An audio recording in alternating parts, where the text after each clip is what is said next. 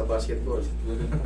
Wala ba kayong semplang, gano'n? Wala ka? Wala naman. Okay, very good. Higa kayo dyan. Mahalaga yan eh. Baka may mga semplang, may mga bali kayo dati, tapos papalagutungin natin. Wala. To? Tsaka yung kabila, nadamay na rin. Straight ka ng condition. Yan.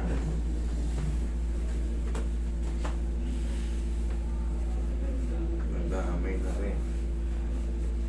Alam mo kung bakit? Siyempre yung impact natin, yung bigat natin, weight to, dito ka na lahat pupuwersa. Katagalan, bibigay rin.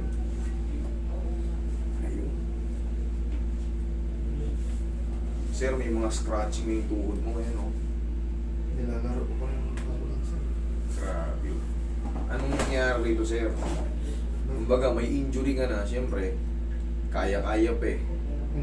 Siyempre, yung impact ng bigat natin, talagang puwersado, nagkukuskusan siya ngayon.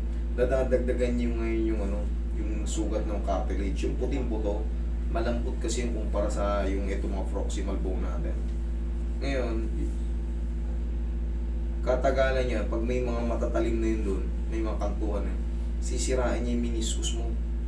Yung tibial bed na tinatawag, meniscus tibial plateau. Kaya hindi na mawawala yung tunog-tunog nito. Pero yung pain nito, yan, kaya nating alisin yan. Pero yung tunog-tunog, mamaya, ituot ko, ganyan din. Iiwas na natin yung nito, yung ACL sa PCL na umiipit sa gitna. Kaya hindi mo maidinig kasi nagbago yung position tapos hindi siya nakaalis dun sa kailangan lang yan. Game?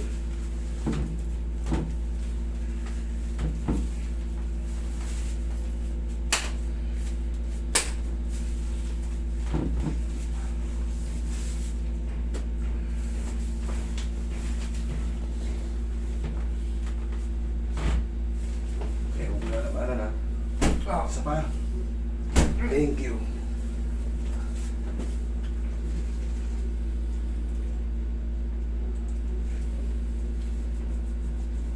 Palaro ko pa ako yan sir.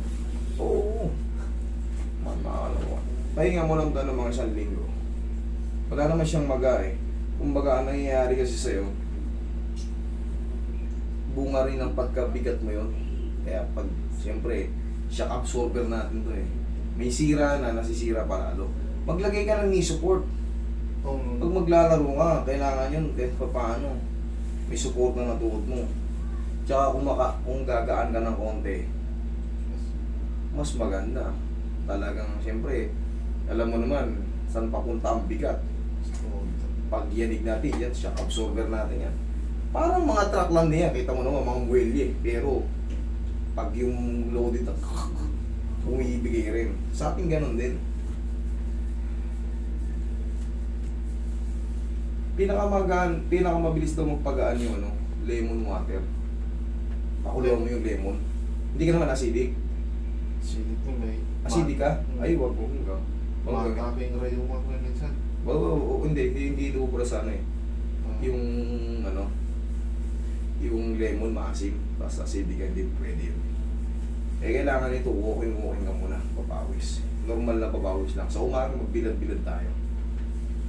Tapos tubig-tubig.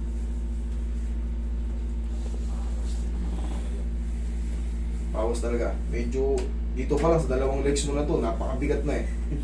Solid ka agad eh. Tigasan mo to. Sipa mo. Isa pa. Iyong. Pwersado na yun, kabila. Mamaya mapupwersa mo na yun mamaya, wala nang sakit yan. Pero siyempre, bagong position yan, kailangan mag-establish mo na. Hayaan mo muna makapahinga kahit mga 1,000 o 2,000. Mas mahaba, mas maganda. Kasi ikaw rin mag-benefits nun eh. Baka akala mo wala nang pain, nilaro mo. Siyempre may posisyon na yun dati pa eh. Misled konti. Back to zero tayo, kahit konti lang inusog mo. Kasi may guide na yan. Tsaka, di pa na nararamdaman mo yan. Tunog. Masaya na. Ito, konti pa to. Wala pa nga, oh. Wala, konti. Normal lang yun, ito. Pero yun, alam mo naman, di ba? Nararamdaman mo. Para may buhangin sa loob. Ito, na-compensate lang naman to eh. Napagod lang to dahil weak to. Dito ka naman nagtutuon na nagtutuon. Pero mas madali itong ayusin. Tsaka bago ka maglaro, idol, ganunin mo muna. Lambingin mo muna ng pau. Maniwala ka, iba yung kalalabasan. Hindi na yung katapos mong maglaro, parang lumulobo yung paa mo. Parang ganun na. Oo. Sikit. Oo, magiging tight siya. Parang pumapal. Mapal.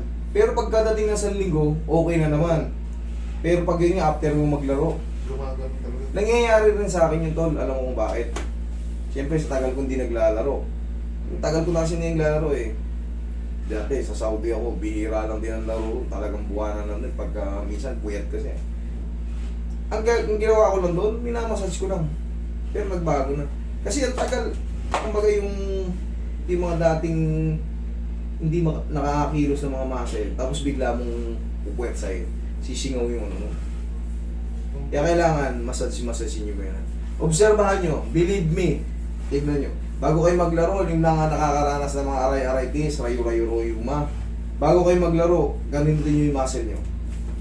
Massage nyo ng ganyan. Huwag yung di lang, ganyan lang, normal lang na parang tatamaan lang siya.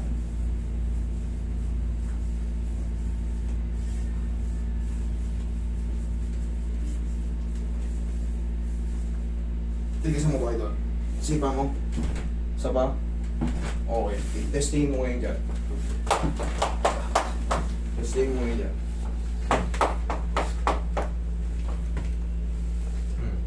Ano yung box na yung sakit? Oo. Yung sabi ko sa'yo, mawawala yung sakit. Tapos, idol, establish mo muna kahit mga 1-2 linggo. Okay na talaga. Oo, dire-diretso na yan. Kung kaya pa natin kahit mga ilang grams lang, paunti-unti lang. Huwag tayong kakakain ng sobrang dami. Kunti-kunti lang. Iwasan. Iwasan.